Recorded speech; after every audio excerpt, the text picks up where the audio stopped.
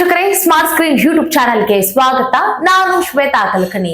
ಮಕ್ಕಳು ಜಗಳ ಆಡುವಂತ ಸಂದರ್ಭದಲ್ಲಿ ಪೇರೆಂಟ್ಸ್ಗೆ ಅತಿ ಹೆಚ್ಚಾಗಿ ಯಾವತ್ತೂ ಭಯ ಅಂತೂ ಆಗುದಿಲ್ಲ. ಯಾಕೆ ಅಂತ ಕೇಳಿದ್ರೆ, ಯಾವುದೋ ಒಂದು ಸಿಲ್ಲಿ ರೀಸನ್ಗೆ ಜಗಳ ಆಡ್ಕೊಳ್ತಾರೆ.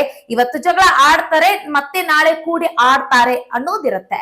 ಬಟ್ ಇಲ್ಲಿ 6 ವರ್ಷದ ಬಾಲಕ 9ನೇ ತರಗತಿಯ ಬಾಲಕನನ್ನ ಬರ್ಬರವಾಗಿ ಕೊಲೆ ಮಾಡಿರುವಂತ ಈ ಒಂದು ವಿಚಾರ ಇದೆಯಲ್ಲ, ಇದು ಪೋಷಕರಲ್ಲೂ ಕೂಡ ಭಯ ಹುಟ್ಟಿಸಿದೆ, ಹಾಗೆ ಮಕ್ಕಳಲ್ಲೂ ಕೂಡ ಭಯ ಹುಟ್ಟಿಸಿದೆ.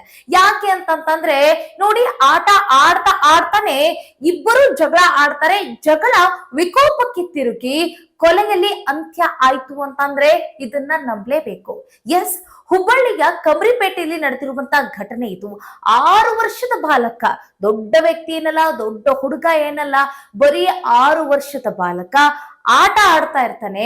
ಯಾರ ಜೊತೆ? 9ನೇ ತರಗತಿಯ ಹುಡುಗನ ಜೊತೆಗೆ ಆಟ ಆಡ್ತಾ ಇರುವಂತ ಸಂದರ್ಭದಲ್ಲಿ ಇಬ್ಬರ ನಡುವೆ ವೈಮನಸ್ಸು ಶುರುವಾಗುತ್ತೆ, ಜಗಳ ಆಗುತ್ತೆ, ಜಗಳ ವಿಕೋಪಕ್ಕೆ ತಿರುಗುತ್ತೆ.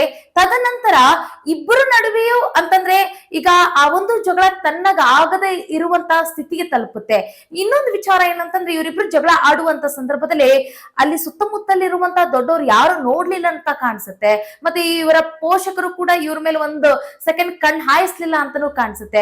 ಯಾಕೆ ಅಂತ ಕೇಳಿದ್ರೆ ನೋಡಿ, ಆ 6 ವರ್ಷದ ಬಾಲಕನ ಆ ಸಿಟ್ಟು ಕೋಪ ಎಲ್ಲಿವರೆಗೂ ಇತ್ತು ಅಂತಂದ್ರೆ, ಆ 9ನೇ ತರಗತಿ ಓದ್ತಾ ಇದ್ನಲ್ಲ ಆ ಹುಡುಗನಿಗೆ ಮನೆಯಲ್ಲಿದ್ದಂತಹ ಚಾಕು, ಈಗ ನೋಡಿ ಮನೆಯಲ್ಲಿ ಈರುಳ್ಳಿ, ಟೊಮೆಟೊ, ತರಕಾರಿನ ಕಟ್ ಮಾಡ್ಲಿಕ್ಕೆ ಮನೆಯಲ್ಲಿರುವಂತ ತಾಯಂದ್ರು ಮನೆಯಲ್ಲಿ ಚಾಕುನ ಇಟ್ಟಿರ್ತಾರಲ್ಲ ಅಡಿಗೆ ಮನೆಯಲ್ಲಿ, ಆ ಚಾಕುನ ತೆಗೆದುಕೊಂಡು ಬಂದು ಆ 9ನೇ ತರಗತಿಯ ಹುಡುಗನಿಗೆ ಹೊಟ್ಟೆಗೆ ಹೆಂಗ್ ಬೇಕಂದ್ರೆ ಹಂಗೆ ಆ ಚಾಕುನ ಇರಿದಿರುವಂತ ಈ ವಿಚಾರ ಇದೆಯಲ್ಲ, ಇದು ಸಾಕಷ್ಟು ಭಯವನ್ನ ಹುಟ್ಟಿಸ್ತಾ ಇದೆ.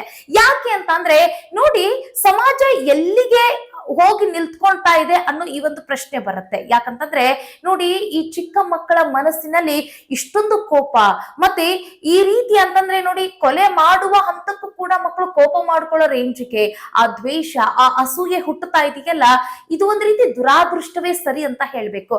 ಯಾಕಂತಂದ್ರೆ ಇವತ್ತಿನ ಸಾಮಾಜಿಕ ಜಾಲತಾಣ ಆಗಿರ್ಬೋದು, ಮಕ್ಕಳ ಕೈಯಲ್ಲಿ ಈ ಚಿಕ್ಕ ಚಿಕ್ಕ ವಯಸ್ಸಿಗೆ ಮಕ್ಕಳ ಕೈಯಲ್ಲಿ ಫೋನ್ ಕೊಡ್ತಾರೆ, ಮೊಬೈಲ್ ಗಳನ್ನ ಕೊಡ್ತಾರೆ ಅಂತಂದ್ರೆ, ಅವ್ರ ಒಂದ್ ಸ್ವಲ್ಪ ಹಠ ಮಾಡ್ಲಿ, ಅವ್ರನ್ನ ರಂಭಿಸ್ಲಿಕ್ಕೆ ಇವ್ರ ಕಡೆ ಆಗೋದಿಲ್ಲ, ಸಮಾಧಾನ ಪಡಿಸ್ಲಿಕ್ಕೆ ಆಗೋದಿಲ್ಲ, ಅಥವಾ ಅವ್ರನ್ನ ಹೊರಗಡೆ ಆಟ ಕಳಿಸ್ಲಿಕ್ಕೂ ಕೂಡ ಆಗೋದಿಲ್ಲ.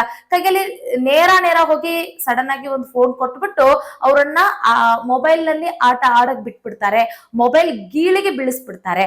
ಸೊ ಹೀಗಾಗಿ ಮಕ್ಕಳು ಇವತ್ತು ಯೂಟ್ಯೂಬ್ ಆಗಿರ್ಬೋದು, ಗೂಗಲ್ ಅಲ್ಲಿ ಆಗಿರ್ಬೋದು, ತಮಗೆ ಏನ್ ತಿಳಿಯುತ್ತೆ ಅದನ್ನೆಲ್ಲ ನೋಡೋದು, ಡೌನ್ಲೋಡ್ ಮಾಡ್ಕೊಳ್ಳೋದು, ಅದೆಲ್ಲವನ್ನು ಕೂಡ ವೀಕ್ಷಣೆ ಮಾಡ್ತಾ ಇರೋ ಕಾರಣಕ್ಕಾಗಿ ಇವತ್ತು ಸಮಾಜದ ಪರಿಸ್ಥಿತಿ ಹಿಂಗಾಗ್ಲಿಕ್ಕೆ ಕಾರಣ ಆಗ್ತಾ ಇದೆ ಅಂತಾನೂ ಕೂಡ ಮಾತಾಡ್ತಿದ್ದಾರೆ. ಯಾಕೆ ಅಂತಂದ್ರೆ, ಬರೀ 6 ವರ್ಷದ ಹುಡುಗ, ಆ 6 ವರ್ಷದ ಹುಡುಗನಿಗೆ ಅದೆಂತಹ ಸಿಟ್ಟು, ಕೊಲೆ ಮಾಡುವ ಮಟ್ಟಕ್ಕೆ ಸಿಟ್ಟು ಮಾಡ್ಕೊಳ್ತಾ ಇದ್ದಾನೆ ಆ ಹುಡುಗ ಅಂತಂತಂದ್ರೆ, ಇವತ್ತು ಬಾಲಕರ ಮೇಲೆ ಇವತ್ತು ಸೋಷಿಯಲ್ ಮೀಡಿಯಾ ಆಗಿರ್ಬೋದು, ಅಥವಾ ಇವತ್ತಿನ ಮೊಬೈಲ್ ಆಗಿರ್ಬೋದು, ಇದೆಲ್ಲವೂ ಕೂಡ ಎಷ್ಟರ ಮಟ್ಟಿಗೆ ಪರಿಣಾಮ ಬೀರ್ತಾ ಇದೆ.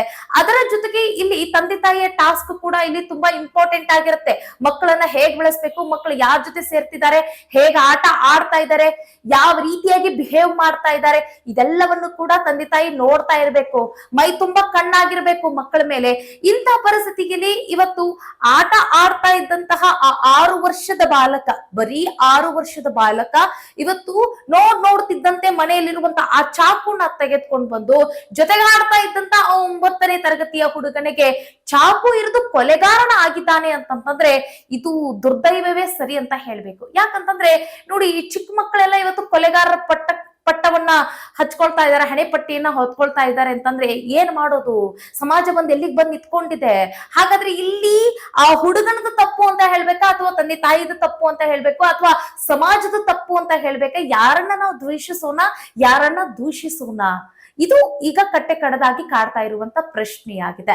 ಎಸ್ ವೀಕ್ಷಕರೇ, ನೀವೇನಾದ್ರೂ ನೀವು ಕೂಡ ಪೋಷಕರಾಗಿದ್ರೆ, ನಿಮ್ಮ ಮಕ್ಕಳ ಕೈಯಲ್ಲಿ ಫೋನ್ಗಳನ್ನ ಕೊಡ್ತಾ ಇದ್ರೆ, ಆದಷ್ಟು ಆ ಫೋನ್ಗಳ ಬಳಕೆಯನ್ನ ಕಡಿಮೆ ಮಾಡ್ತಾ ಹೋಗಿ, ಮಕ್ಕಳನ್ನ ಫೋನ್ ಗೀಳಾಗಿ ಮಾಡಕ್ ಹೋಗ್ಬೇಡಿ. ಯಾಕಂತಂದ್ರೆ ಇವತ್ತು ಮಕ್ಕಳು ಅದೇನೇನ್ ನೋಡ್ತಾ ಇದ್ದಾವು ಸೋಷಿಯಲ್ ಮೀಡಿಯಾದಲ್ಲಿ, ಮತ್ತೆ ಯೂಟ್ಯೂಬ್ ನಲ್ಲಿ, ಈ ಫೇಸ್ಬುಕ್ ನಲ್ಲಿ ಬರುವಂತದ್ದು, ಮತ್ತೆ ಗೂಗಲ್ ನಲ್ಲಿ ಏನ್ ನೋಡ್ತಾ ಇದ್ದಾವು ಅನ್ನೋದು ಕೂಡ ನಿಮ್ಗೆ ಅಂದಾಜಿಲ್ಲ. ಹಾಗಾಗಿ ನೋಡಿ, ಇವಾಗ ಈಗ ಬರ್ತಾ ಇರುವಂತ ಸಿನಿಮಾಗಳು ಕೂಡ ಈ ಮಕ್ಕಳ ಮೇಲೆ ಪರಿಣಾಮ ಬೀರ್ತಾ ಇದೆ ಅನ್ನೋದಕ್ಕೆ ಈ ಒಂದು ಕೊಲೆ ಘಟನೆಯು ಕೂಡ ಸಾಕ್ಷಿ ಕೊಡುತ್ತೆ. ಯಾಕಂದ್ರೆ ಇವತ್ತು ಯಾವ ರೀತಿ ಸಿನಿಮಾಗಳು ತೆಗಿತಾ ಇದಾರೆ ಅನ್ನೋದು ಕೂಡ ನೀವು ನೋಡ್ತಾ ಇದ್ದೀರಾ. ಬರೇ ಹೊಡಿ ಬಡಿ ಕಡಿ ಹಿಂಸೆ ಇದ್ರಲ್ಲೇ ಸಿನಿಮಾ ಮುಗಿತಾ ಇರುವಂತದ್ದು. ಅಂತಂದ್ರೆ ಸಂಬಂಧ, ಬಾಂಧವ್ಯ, ಪ್ರೀತಿ, ವಿಶ್ವಾಸ, ಸ್ನೇಹ ಹೇಗಿರ್ಬೇಕು, ಫ್ಯಾಮಿಲಿ ಅಂದ್ರೆ ಹೇಗಿರ್ಬೇಕು, ಎಲ್ರು ಒಟ್ಟೊಟ್ಟಿಗೆ ಕುತ್ಕೊಂಡು ಸಿನಿಮಾ ನೋಡುವಂತ ಆ ಕಾಲ ಮರ್ತೋಯ್ತು ಬಿಡಿ. ಸೊ ಈಗ ಬರ್ತಾ ಇರುವಂತ ಸಿನಿಮಾಗಳು ಕೂಡ ಇವತ್ತಿನ ಮಕ್ಕಳ ಮೇಲೆ ಮತ್ತೆ ಇವತ್ತಿನ ಯೂತ್ಸ್ ಮೇಲೆ ಎಲ್ಲರ ಮೇಲೆಯೂ ಕೂಡ ಪರಿಣಾಮ ಬೀರ್ತಾ ಇದೆ ಅಂತಂದ್ರೂ ಕೂಡ ತಪ್ಪಿಲ್ಲ. ಒಟ್ಟಿನಲ್ಲಿ ಇವತ್ತು ಸಮಾಜದಲ್ಲಿ ನಾವ್ ಏನೇ ಒಂದು ಸ್ಟೆಪ್ ಅನ್ನ ತೆಗೆದುಕೊಳ್ತಾ ಇದೀವಿ ಅಂತಂದ್ರೆ ನಾವ್ ಎಲ್ಲರನ್ನು ಕೂಡ ಅಂದಾಜಲ್ಲಿ ಇಟ್ಕೊಳ್ಬೇಕಾಗತ್ತೆ, ಎಲ್ಲರನ್ನು ಕೂಡ ಲೆಕ್ಕಿಸ್ಬೇಕಾಗತ್ತೆ.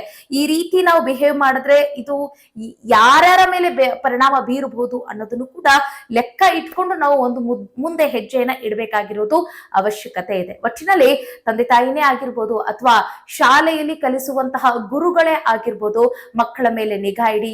ಮಕ್ಕಳು ಯಾವ ರೀತಿ ಯಾವಾಗ ಹೇಗ್ ಚೇಂಜಸ್ ಆಗ್ತಾ ಇದ್ದಾರೆ, ಅವರ ಬಿಹೇವಿಯರ್ ಹೇಗಾಗ್ತಾ ಇದೆ, ಇದೆಲ್ಲವನ್ನು ನೀವು ಗಮನಿಸ್ತಾ ಇದ್ರೆ ಮಕ್ಕಳು ಹಾದಿ ತಪ್ಪೋದಿಲ್ಲ ಅನ್ನೋದು ನಮ್ಮ ಸ್ಮಾರ್ಟ್ ಸ್ಕ್ರೀನ್ ಯೂಟ್ಯೂಬ್ ಚಾನೆಲ್ ನ ಆಶಯ.